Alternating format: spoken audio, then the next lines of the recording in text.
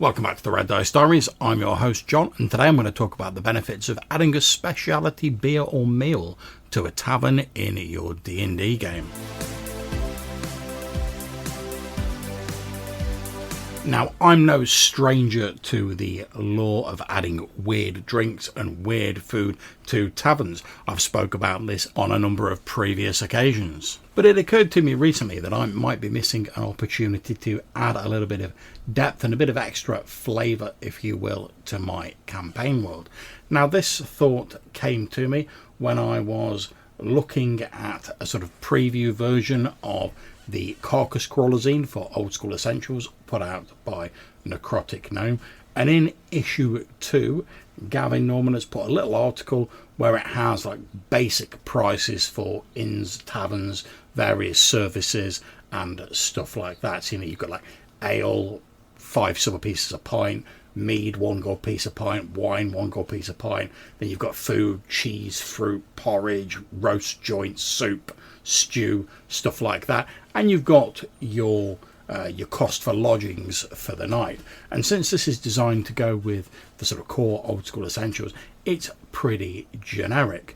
Gavin, however, also in his Dolmenwood setting, which since I backed the Patreon of, I've got some sort of work in progress stuff of that, has added in a lot more varieties and like speciality brews with like weird and strange special effects.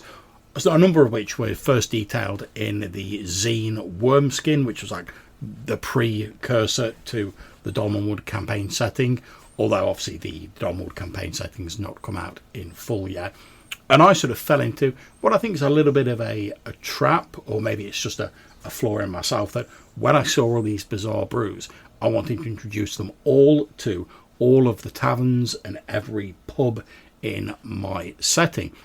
And that does have some good points. I mean, the players love hearing about like crazy brews and trying like different drinks and different meals and stuff like that, especially if they get some sort of weird roleplay effect out of it. My group really eat that sort of stuff up, and it's generally quite good fun. However, it also occurred to me that in just sort of throwing these things out there as sort of strange, weird effects, I wasn't really tapping into their potential as an unused plot hook or bit of the history of my campaign world. Now, as a GM, you have to be a little bit sneaky when it comes to like sliding your world background in there, because let's face it, as a GM, you're invested in the campaign world you've made, and the player characters, even if they're the most invested of players, they're not going to be probably at the same level as yourself, and everyone's got other stuff going on. That's how it should be, and that's how it will be. So there's no point really worrying about it. However, if you can sneak a little bit of background in and make it interesting and relevant, then you can really add a lot of depth and texture to your campaign setting.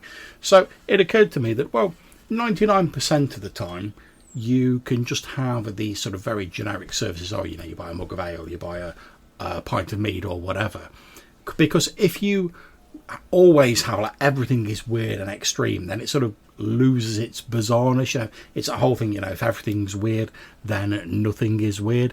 Whereas if you've just got, generic ales and meads and foods and whatever, and then the barman leans over to them and says, have you tried a special Brandywine butterbeer?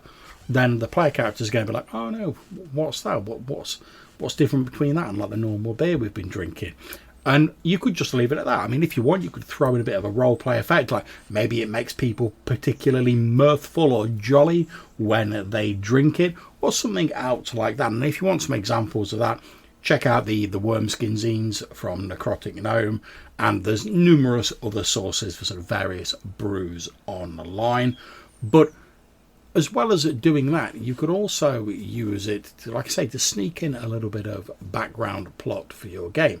So most taverns in like your typical faux medieval fantasy world, they're not going to be exporting their beer in from like miles and miles and continents away, because, well, they don't really have the same sort of mass transit system that we have in the real world. Obviously, there's magic and whatnot, and there's a few other things that you can get around that if you really need to. But by and large, you're not going to be like hopping on your magic carpet and like flying a few crates of beer over to a different country. Although that could make a pretty interesting story if you wanted to go down that route.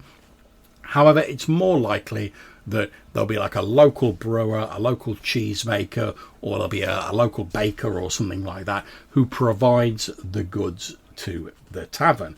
So you can sort of have the tavern keeper say, like, maybe he says, oh, this is this brandy wine and butterbeer. Oh, it's made by the old fella George who like lives in the next village over. And then you can either drop some plot hooks and you're like, oh yeah, he was a bit late with this delivery because I've been having problems with like bandits on the road. So I mean, that's an obvious one, but you could drop other things in as well. Or maybe you could say that like, oh yeah, he's just started to like get popular with this drink, so he's looking to like export it a bit further afield, but they need some people to like protect the caravans. And you can introduce different sort of plot hooks and different sort of adventure hooks like that. You also, by doing that, you add in another NPC without really doing a lot of extra work, and it makes your campaign world seem more lived in and to have more of a sort of three-dimensionality to it, because it's not just, oh, they've got these random beers because we think it's funny and it's interesting. It's, we've got these random beers that are funny and interesting, but they're actually produced by someone in the campaign setting who you could go and visit potentially if you wanted to. So let's say you're like, oh, I think this bar keeps like marking up his beer to get a bit of extra profit. We're going to go direct to the source. We're going to hunt down this favourite brew that we like. And you could go with it like that. And you can lean into it however much your players want. Your players might just be a case of like, oh, that's interesting. Yeah, go over in the next village. Lovely. Slurp, slurp, slurp. No problems. However, if they are interested in this NPC, you've got some of that information there. You can lean into it, and it's a very easy way of adding this extra texture to your campaign world.